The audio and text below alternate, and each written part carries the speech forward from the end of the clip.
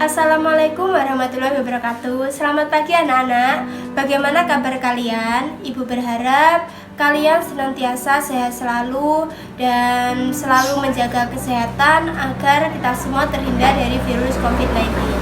Anak-anak, saat ini kalian sudah mulai belajar secara daring. Ibu berharap meskipun kita belajar secara online atau secara daring, kalian tetap semangat dan tetap giat dalam belajar. Untuk materi seni budaya kelas 8 ini kita akan membahas mengenai belajar menggambar model dan menggambar ilustrasi. Kemarin kelas 7 kita sudah belajar mengenai menggambar flora, fauna, dan alam benda. Menggambar model ini dan ilustrasi ini tidak jauh beda dengan menggambar flora, fauna, dan alam benda. Tetapi sebelum kita membahas keduanya, Ibu akan membahas terlebih dahulu mengenai menggambar model.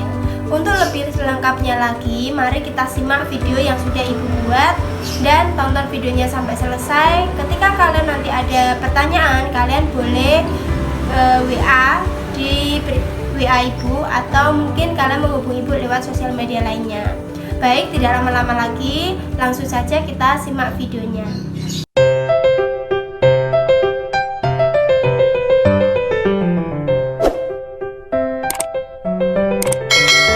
Di pertemuan awal ini kita akan membahas mengenai menggambar model.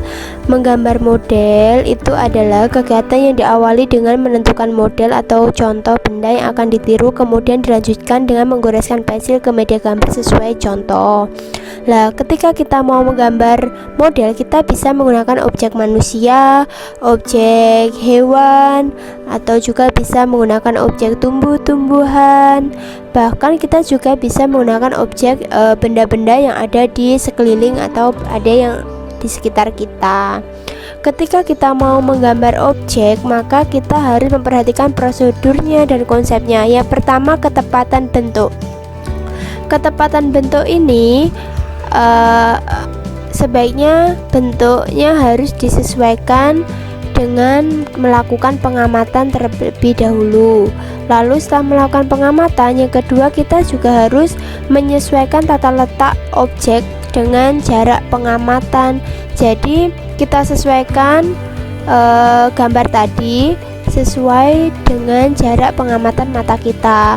Model yang diletakkan tidak terlalu jauh dari pandangan agar kita bisa mengamati detail dari setiap objek yang digambar. Seperti itu. Nah, ketika kita mau menggambar model juga ada prinsip yang harus diperhatikan. Yang pertama, komposisi, lalu proporsi, lalu keseimbangan, dan yang terakhir adalah kesatuan. Apa sih prinsip-prinsip keempat ini? Kita kelas 7 kemarin sudah pernah membahas secara dasarnya. Sekarang mari kita bahas secara detail mengenai keempat prinsip ini. Coba disimak slide berikutnya. Yang pertama, komposisi. Komposisi ini dibagi menjadi ada komposisi simetris, lalu ada juga komposisi asimetris, dan ada komposisi sentral yang terakhir. Kelas 7 kemarin kita sudah pernah membahas ini secara singkat. Coba kalian masih ingat apa tidak tentang ketiga komposisi ini? Kalau kalian tidak ingat, coba kalian simak gambar berikut ini. Gambar ini terdapat ketiga gambar komposisi. Yang pertama simetris, asimetris, dan yang terakhir ada gambar komposisi sentral. Pada gambar komposisi simetris, jika kalian mengamati, di situ terlihat bahwa susunan objek gambar pada posisinya seimbang antara sisi kanan, kiri, baik dalam susunan bentuk maupun objeknya itu sama atau seimbang. Itu yang dinamakan dengan komposisi simetris. Kalau komposisi asimetris itu susunan objek gambar dalam posisi maupun ukuran tidak sama antara sisi kanan dan sisi kiri, namun masih tetap memperhatikan proporsi, keseimbangannya, dan kesatuan antar objek gambar. Kalau kalian bisa mengamati gambarnya, di situ terlihat bahwa gambar antara sisi-sisinya itu tidak sama tapi masih terlihat seimbang.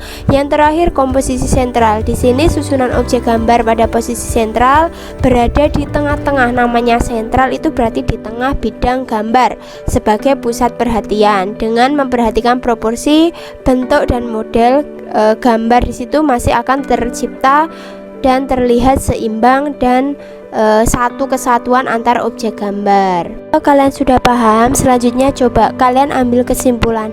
Sebenarnya apa sih yang dimaksud dengan komposisi? Kalian tulis di buku tulis ya, pengertian dari komposisi itu apa menurut pendapat kalian sendiri-sendiri. Selanjutnya, setelah komposisi ada yang namanya proporsi. Proporsi adalah perbandingan ukuran dan bentuk objek antara bagian satu dengan bagian yang lain secara ideal dan harmonis. Jadi, ketika kalian mau menggambar, maka kalian harus memperhatikan proporsi. Jika proporsi yang kalian gambar itu tepat, maka nanti akan menghasilkan suatu karya atau suatu gambar yang ideal dan enak dipandang. Tetapi jika gambar dibuat tanpa memperhatikan proporsi, maka nanti hasilnya juga akan terkesan janggal dan tidak nyaman dipandang. Coba kalian simak gambar berikut. Pada gambar peralatan minum ini, di situ ada gelas dan ada teko. Jika saya menggambar tanpa memperhatikan proporsi yang tepat, maka gambarnya akan sangat janggal. Ketika gelas ukurannya akan saya samakan dengan teko, pasti gambarnya akan terlihat aneh dan kurang indah. Maka kenapa proporsi itu penting? Agar gambar atau karya yang kita hasilkan itu terkesan indah dan menarik. Selanjutnya ada keseimbangan. Keseimbangan merupakan keselarasan antara objek gambar, bidang gambar, dan gambar yang dihasilkan. Atau juga bisa dikatakan bahwa keseimbangan sebagai keadaan di mana unsur-unsur objek gambar yang satu dengan yang lain memiliki kesamaan bobot. Seperti halnya pada gambar, di situ kalian lihat antara sisi-sisi gambar yang dilingkari itu memiliki bobot yang sama dan ukuran yang sama. Jadi gambar tersebut bisa dikatakan memenuhi unsur keseimbangan.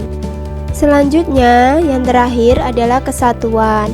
Kesatuan adalah penataan unsur dengan cara menggabungkan unsur satu dengan unsur lainnya berdasarkan bentuk, ukuran maupun jenisnya.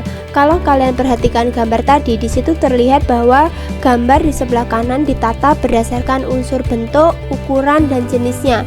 Sehingga dari gambar tadi memperoleh hubungan yang kuat, erat, dan saling mendukung satu dengan yang lainnya. Atau kesatuan juga bisa diartikan sebagai keserasian dalam mengatur objek gambar, sehingga gambar objek yang diatur antara satu dengan lainnya memiliki kesan ruang, kedalaman, dan saling mendukung objek satu dengan yang lainnya sehingga menghasilkan gambar yang baik. Bagaimana anak-anak dengan video tadi? Apakah kalian sudah memahami videonya? Dan apakah kalian tadi menonton videonya sampai selesai? Nah, bagi kalian yang kurang memahami isi dari video tadi atau mungkin ada beberapa hal yang kurang paham, kalian boleh bertanya kepada ibu, bisa melalui WA atau media sosial lain. Untuk pertemuan kali ini saya rasa cukup sekian dan semoga video ini bermanfaat. Wabillahi taufiq wal hidayah. Wassalamualaikum warahmatullahi wabarakatuh.